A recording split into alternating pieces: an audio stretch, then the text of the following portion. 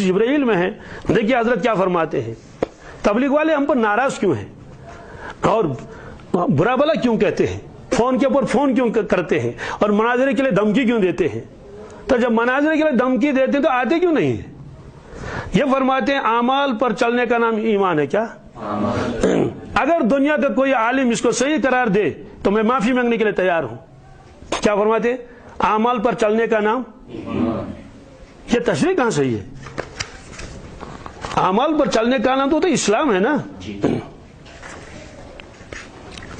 اگر کوئی ہم سے پوچھے گا اسلام کی کتاب کیا ہے، ہم کہیں گے اسلام کی کتاب تو قرآن مجید ہے، یہی تو کہیں گے نا۔ دیکھیے حضرت کیا فرماتے ہیں، صفحہ نمبر 98، یہ ہائی لائٹ میں نے کس کو کیا ہے، فرماتے ہیں انسان کی کتاب، اسلام کی کتاب خود انسان ہے۔ کیا تو ظاہر سی بات ہے اسلام کی کتاب تو ہم یہی ہے ہی، قرآن شریف ہے۔ کیا ہے؟ تو یہ کیوں فرماتے ہیں حضرت کہ اسلام کی کتاب جو ہے کیا ہے؟ جی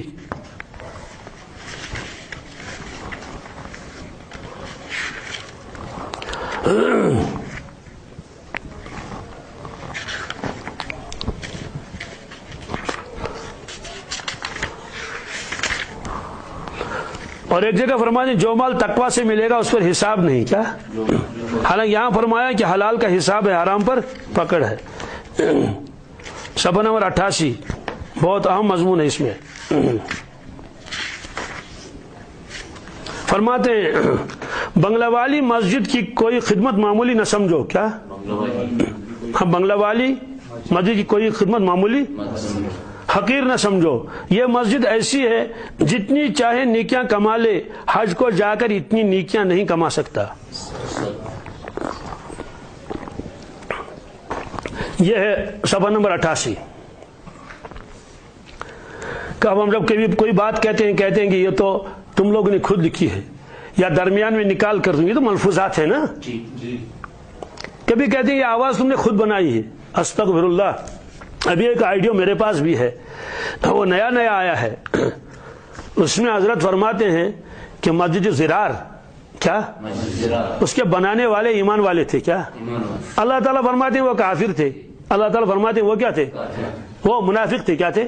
منافقین۔ تمام مفسرین فرماتے تو منافقین کی جماعت تھی، تمام مفسرین یہی فرماتے ہیں منافقین کا ایک گروہ تھا۔ تو حضرت فرماتے ہیں وہ کیا تھے، ایمان والے تھے۔ تو اب ہم اللہ تعالیٰ کی بات کو مانیں گے یا حضرت کی بات کو مانیں گے؟ فرماتے ہیں یہاں اللہ کی طرف سے خدمت ایسی تقسیم کی جاتی ہے جیسے ڈاکٹر گولیاں تقسیم کرتے ہیں۔ کیا جیسے ڈاکٹر گولیاں؟ جی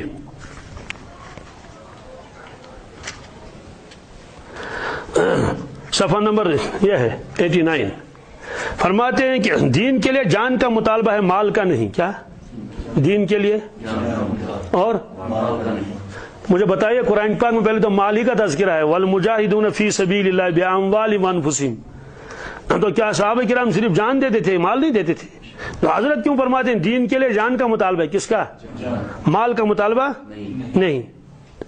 حضرت فرماتے ہیں یہاں کی باتوں پر شک ہوا تو سب چیزیں متاثر ہوں گی، یہاں کی باتوں پر سب چیزیں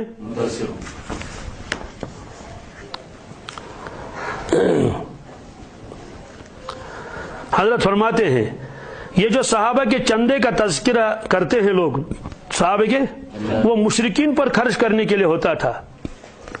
یہ ہائی لائٹ میں نے کیا ہے۔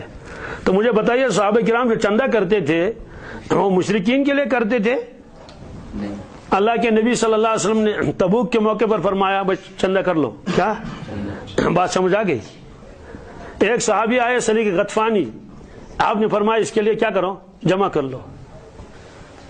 تو یہ فرماتے ہیں، یہ آپ دیکھ رہے ہیں، یہ صفحہ نمبر 90 میں ہے، کس میں؟ ہاں کیا فرمایا؟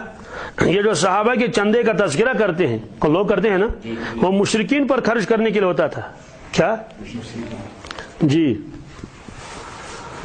خود فرماتے ہیں اب جو نئے مقررین پیدا ہو رہے ہیں انہوں نے کام کو حضرت مولانا محمد یوسف صاحب علیہ السلام کے نہج سے ہٹا دیا، یہ بھی اسی میں لکھا ہے۔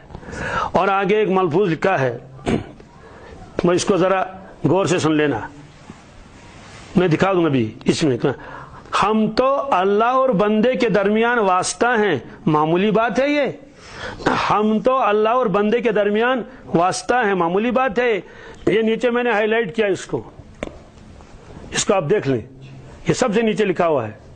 کیا فرماتے ہیں؟ ہم تو واسطہ ہیں اور سمجھا گیا نا کیا ہے اس کا مطلب؟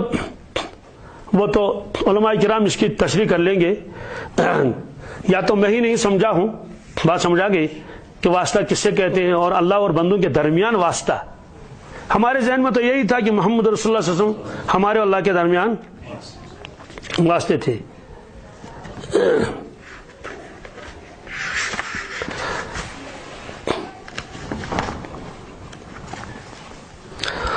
دعوت اسباب کے مقابلے میں ہے. کیا مقابلے کس میں؟ کیا مطلب ہے اس کا دعوت اسباب کے مقابلے میں؟ دعوت تو دین کی دعوت ہے، ایمان کی دعوت ہے، اعمال کی، تو اسباب کے مقابلے میں کیوں ہے؟ اس کا مطلب تو ہے کہ ہم لوگوں سے کہیں گے اسباب چھوڑ دو، تبھی تو مقابلہ ہوگا نا. تو یہ ہے دعوت اسباب کے.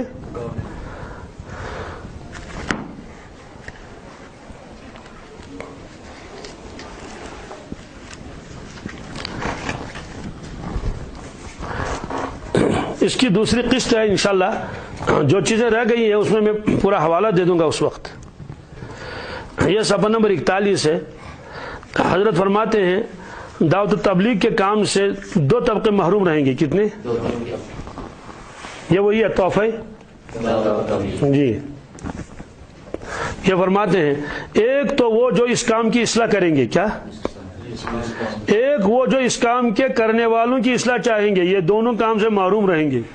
یہ دونوں کام سے تو ظاہر سی بات ہے اگر کہیں اصلاح کی ضرورت ہو تو ہمارے علماء کو یہ حق بنتا ہے نا وہ اصلاح کریں. ایک ملفوظ اس نے حضرت نے لکھا شروع میں، لیکن وہ اگر اس میں اوپر نیچے سے بھی دیکھ لیں گے تو زیادہ اعتراض کی بات نہیں ہے، لیکن بہرحال حضرت نے لکھا ہے.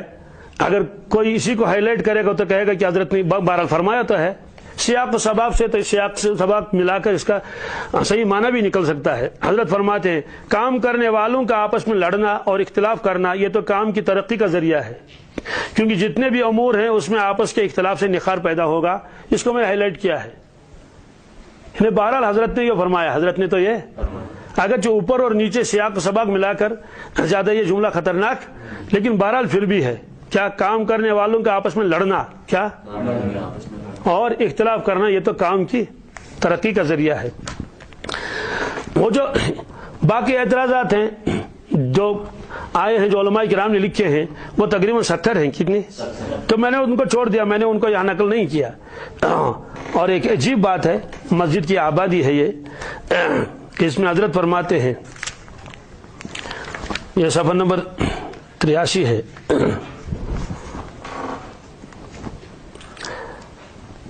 فرماتے ہیں اب میں کیسے عرض کروں، اب میں آپ سے کہ سب سے بڑی چوک ہم سے یہ ہوئی کہ ہم نے صحابہ کرام کی نقل و حرکت کو محض قتال پر محمول کر کے چھوڑ دیا ہے، حالانکہ وہ جہاد کے فضائل ہیں. قتال